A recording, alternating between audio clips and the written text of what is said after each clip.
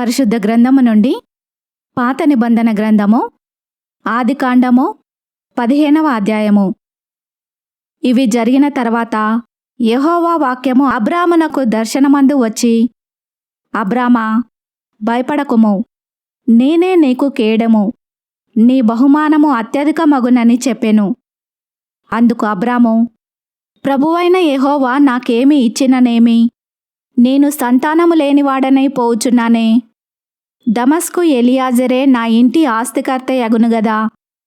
మరియు అబ్రాము, ఇదిగో నీవు నాకు సంతానం ఇయ్యలేదు గనుక నా పరివారములో ఒకడు నాకు వారసుడగునని చెప్పగా, యెహోవా వాక్యము అతని యొద్దకు వచ్చి, ఇతడు నీకు వారసుడు కాడు, నీ గర్భవాసమున పుట్టబోవుచున్నవాడు నీకు వారసుడగునని చెప్పెను.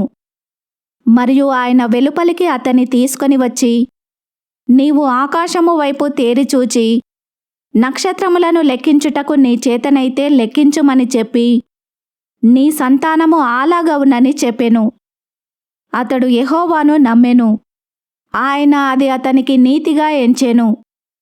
మరియు ఆయన, నీవు ఈ దేశమును స్వతంత్రించుకొనున్నట్లు దాని నీకిచ్చుటకు కల్దీయుల ఊరను పట్టణములో నుండి నిన్ను యువతలకి తీసుకొని వచ్చిన యెహోవాను నేనే అని చెప్పునప్పుడు అతడు, ప్రభువైన యెహోవా, నేను దీన్ని స్వతంత్రించుకొనేదనని నాకెట్లు తెలియననగా, ఆయన, 3 ఏండ్ల పెయ్యను, 3 ఏండ్ల మేకను, 3 ఏండ్ల పొటేలును, 1 తెల్లగువ్వను, 1 పావురపు పిల్లను నా యొద్దకు తెమ్మని అతనితో చెప్పెను.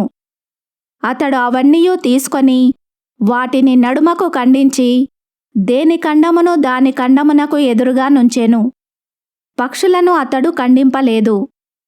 గద్దలు ఆ కళేబరముల మీద వాలినప్పుడు అబ్రాము వాటిని తోలివేసెను. ప్రొద్దుగ్రుంకబోయినప్పుడు అబ్రామునకు గాఢ నిద్ర పట్టెను.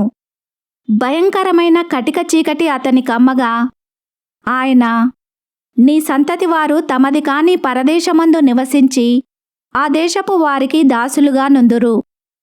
వారు 400 ఏండ్లు వీరిని శ్రమ పెట్టుదురు.